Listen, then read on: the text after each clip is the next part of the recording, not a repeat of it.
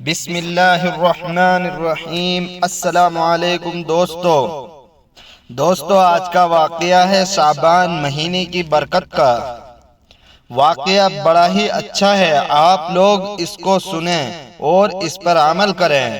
واقعہ ہے شعبان مہینے کی برکت پر۔ الحمدللہ رب العالمین والصلاة والسلام علی خاتم النبیین، اما بعد فاعوذ باللہ من الشیطان الرجیم، بسم اللہ الرحمن الرحیم۔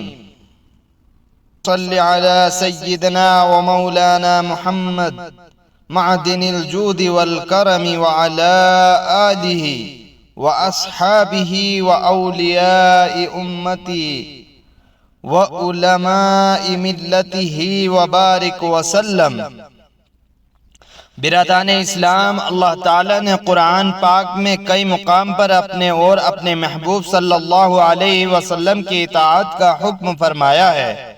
چنانچہ ارشاد فرمایا، یا ایھا الذین آمنوا اطیعوا اللہ واطیعوا الرسول، اے ایمان والو حکم مانو اللہ کا اور حکم مانو رسول کا۔ ایک اور مقام پر حکم کے ساتھ ساتھ اس کا فائدہ بیان کرتے ہوئے ارشاد فرمایا، وَمَن يُطِعِ اللَّهَ وَرَسُولَهُ فَأُولَٰئِكَ مَعَ الَّذِينَ أَنْعَمَ اللَّهُ عَلَيْهِم مِّنَ النَّبِيِّينَ وَالصِّدِّيقِينَ وَالشُّهَدَاءِ وَالصَّالِحِينَ وَحَسُنَ أُولَٰئِكَ رَفِيقًا۔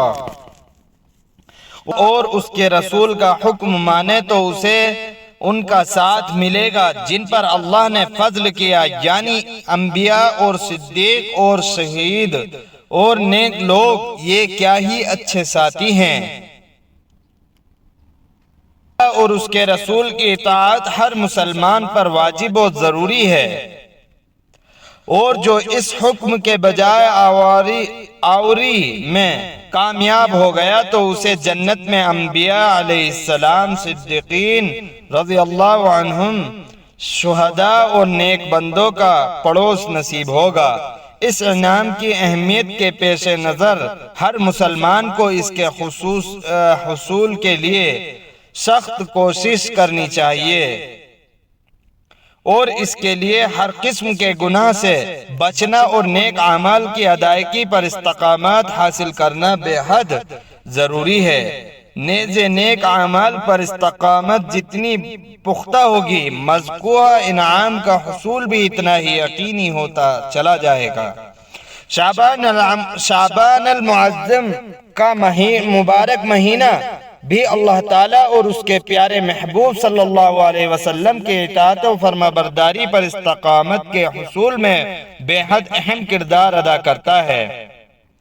وہ اس طرح کہ جب ہم 10 میں مختلف فضائل کے حصول کے لیے کثیر عبادت کو اختیار کرتے ہیں تو نفس کو اطاعت خدا اور رسول کی عادت پڑ جاتی ہے، اور پھر یہی عادت ان ایام کے گزر جانے کے بعد بھی کام آتی رہتی ہے۔ لہذا ہمیں چاہیے کہ اس مبارک مہینے کی قدر کریں۔ آج میں آپ کے سامنے اس ماہ مبارک کے چند فضائل عرض کرنے کی سعادت حاصل کروں گا۔ اسلامی سال کا 8واں مہینہ شعبان المعظم ہے۔ عربی لغت کی کتاب قاموس میں ہے کہ شعبان ایک مشہور مہینہ ہے۔ اس کی جمع شعبانات اور شعبعین ہے، اور یہ تشعب سے ماخوذ ہے، اور تشعب کی معنی تفرق کے ہیں۔ حدیث میں ہے کہ شعبان اس لیے نام رکھا گیا کہ روزہ دار کے لیے اس میں خیر کثیر متفرع ہوتی ہے، یہاں تک کہ وہ جنت میں داخل ہو جاتا ہے۔ اسے رافع نے اپنی تاریخ میں حضرت انس سے بیان کیا۔ اللہ الباری فرماتے ہیں، چونکہ اس مہینے میں کثرت سے خیر نکلتی ہے، اس لیے اسے شعبان کہا گیا ہے۔ شعبان شعب سے مشتق ہے، جس کے معنی گھائی کے ہیں۔ جس طرح گھائی یعنی شعبہ پہاڑ کا راستہ ہوتی ہے، اسی طرح یہ مہینہ بھی خیر و برکت کی راہ ہوتا ہے۔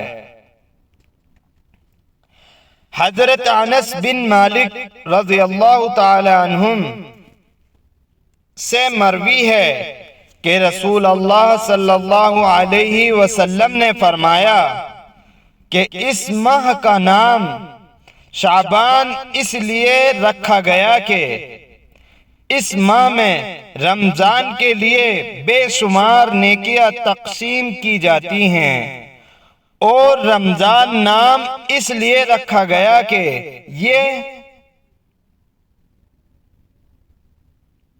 دوستو آپ لوگ اور ہم لوگ اس مہینے کی برکت کو سمجھ کر اللہ تعالیٰ کو ہم سب کو اس مہینے کے برکت سے عبادت کرنے والا بنا دے، اور ہم سب کو نیک کام کرنے والا بنا دے، برائیوں سے بچائے، آمین۔ دوستو چینل کے سبسکرائب، ویڈیو کو لائک شیئر ضرور کریں۔